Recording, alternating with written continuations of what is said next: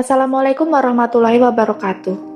Dalam lembaran sejarah Islam, setiap abad kita akan menemukan tokoh besar yang mendapatkan status mujadid. Ini sesuai dengan hadis Rasul yang mengatakan bahwa setiap 100 tahun Allah akan mengirimkan pembaru di kalangan umat Islam. Jika mujadid Islam pada abad ke-11 Masehi atau 5 Hijriah adalah Imam Al-Ghazali dan mendapat julukan Hijatul Islam karena keberhasilannya menggabungkan syariat dan tarekat secara teoritis. Untuk abad ke-12 Masehi atau 6 Hijriah, diduduki oleh seorang ulama yang berhasil memadukan antara syariat dan sufisme secara praktis, aplikatif.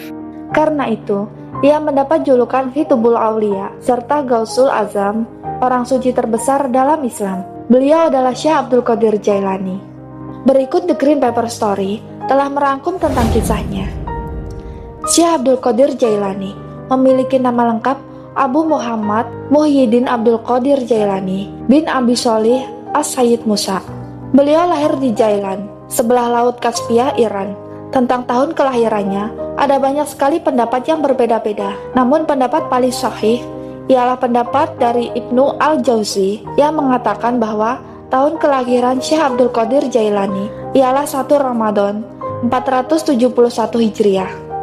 Ibunda beliau adalah seorang keturunan Sayyidina Husain atau cucu Nabi Muhammad SAW. Sementara ayahnya ialah keturunan Sayyidina Hasan. Karena ialah beliau juga dipanggil dengan gelar Sayyid. Kehidupan keluarga Syekh Abdul Qadir Jailani terbilang sederhana. Orang tuanya adalah petani yang menggarap sebidang tanah sekaligus sebagai peternak sapi. Sapi itu sendiri seringkali digunakan oleh Syekh Abdul Qadir Jailani sebagai alat untuk membajak tanah keluarga mereka. Pada saat itu, kebanyakan penduduk Jailan bermazhab Hambali, sehingga beliau pun juga Hambali. Hal inilah yang selanjutnya memantik keinginannya untuk pergi ke Baghdad sebagai pusat keilmuan mazhab Hambali, sekaligus kiblat ilmu pengetahuan di masa dinasti Abbasiyah. Selepas mendapatkan ilmu pengetahuan dari kampung halamannya sendiri, beliau kemudian berpindah ke Baghdad pada tahun 1095 Masehi pada usia ke-18 tahun. Sebuah riwayat menyebutkan bahwa saat ia berangkat, ibunya memiliki 80 dinar warisan dari sang ayah yang akan diberikan semuanya kepada Syekh Abdul Qadir Jailani. Namun, hanya separuh yang beliau ambil dari harta warisan tersebut, sisanya ia berikan kepada ibunya. Agar terhindar dari perampok, beliau pun menyimpan uang itu di saku yang dijahit di bawah ketiaknya. Selain menempuh pendidikan di Baghdad, beliau juga diriwayatkan seringkali melakukan pengembaraan dalam rangka penyucian jiwanya. Sebagaimana diceritakan oleh Al-Basenji, bahwa hal ini berlangsung selama lebih dari 25 tahun. Kesibukan menuntut ilmu dan berkelana inilah yang juga membuat beliau baru menikah saat usia 51 tahun. Tepatnya pada tahun 521 Hijriah, ia memiliki 4 orang istri dan 49 anak. Di antara anak-anak tersebut yang cukup terkenal ialah: pertama, Syekh Abdul Wahab, putra tertua, adalah alim ulama besar, penerus dan pengelola madrasah almarhum ayahnya. Beliau juga seorang pemimpin sebuah kantor negara yang terkenal. Kedua, Syekh Isa, seorang guru hadis dan hakim negara. Beliau dikenal juga sebagai penyair yang bermukim di Mesir hingga akhir hayatnya. Ketiga, Syekh Abdul Razak, seorang alim dan ahli hadis yang mewarisi kecenderungan dari ayahnya. Keempat, Syekh Musa, yang hijrah di Damaskus hingga akhir hayatnya. Syekh Abdul Qadir Jailani disebut sebagai wali yang memiliki banyak kelebihan. Ia lahir dari seorang ibu yang berusia 60 tahun. Usia renta yang normalnya sudah tidak mungkin lagi mengandung. Bahkan saat ia bayi, ia juga menolak menyusu dari pagi hingga petang, tak seperti bayi-bayi biasanya. Beliau dilahirkan dalam keadaan yatim, di mana ia sudah kehilangan ayahnya semenjak masih dalam kandungan. Di tahun 1127, Syekh Abdul Qadir Jailani sudah mulai tampil di masyarakat menjadi pendakwah. Lewat kemampuannya berdakwah dan mengajar, Syekh Abdul Qadir Jailani langsung menarik minat tokoh muslim dan dunia pada masanya. Namun sayang, di Baghdad ia tak diterima belajar di madrasah Nazimiyah yang dipimpin oleh Ahmad Al-Ghazali, saudara kandung Imam Al-Ghazali. Syekh Abdul Qadir akhirnya menimba ilmu pada beberapa ulama besar, seperti ilmu akhil, Abul Khattab, Abul Husain Al-Farah, dan Abu Sa'ad Al-Muharrimisain.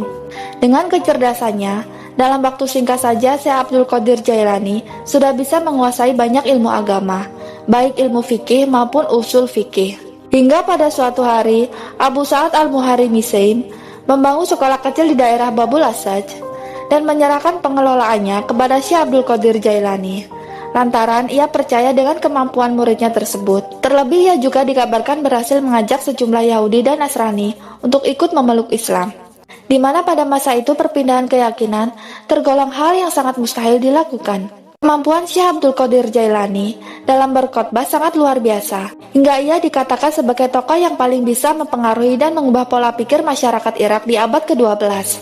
Pengaruh ajaran Syekh Abdul Qadir Jailani pun menyebar pesat dari kalangan orang kaya, pedagang, petani hingga orang-orang pinggiran dari masyarakat Irak, Afrika, Mesir, India hingga Indonesia.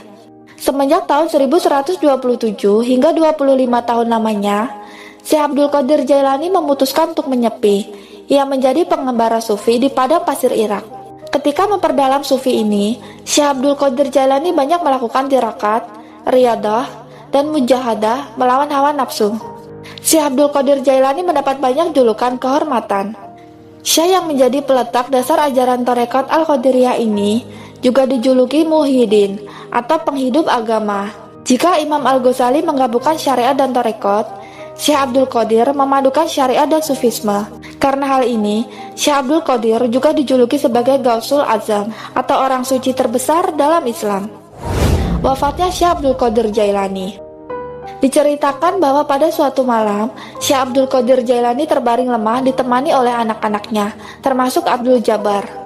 Abdul Jabbar sempat menanyakan bagian dari tubuh ayahnya mana yang terasa sakit, dan Syekh Abdul Qadir Jailani menjawab bahwa seluruh tubuhnya sakit, kecuali hatinya, karena hatinya telah terpatri kepada Allah Subhanahu wa Ta'ala. Syekh Abdul Qadir Jailani kemudian melafazkan kalimat Allah dalam suara pelan yang diulang-ulang. Makin lama suaranya semakin pelan, kemudian menghilang dan senyap. Dalam usia 90 tahun, Syekh Abdul Qadir Jailani menghela nafas terakhirnya ditemani oleh 49 anak dari 4 orang istrinya. Sholat jenazah pun digelar dan diimami oleh anaknya Abdul Wahab. Selesai disolatkan, Syekh Abdul Qadir Jailani dimakamkan di sepetak tanah yang teduh di serambi madrasahnya. Hari itu, pintu madrasah ditutup hingga siang. Tanda duka tengah menggantung di langit Baghdad. Selama hidupnya, beliau tidak pernah menderita sakit keras kecuali menjelang wafatnya. Demikianlah kisah kami. Mohon maaf jika ada kesalahan. Semoga bermanfaat. Wassalamualaikum warahmatullahi wabarakatuh.